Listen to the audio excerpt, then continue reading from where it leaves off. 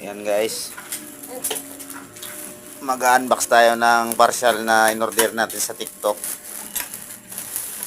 Ayan, binuksan ko na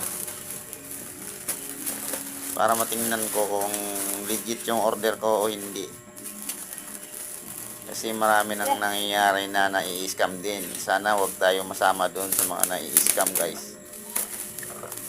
Headlight pala po yan ng motor yung in-order ko, kaya titingnan natin kung legit siya.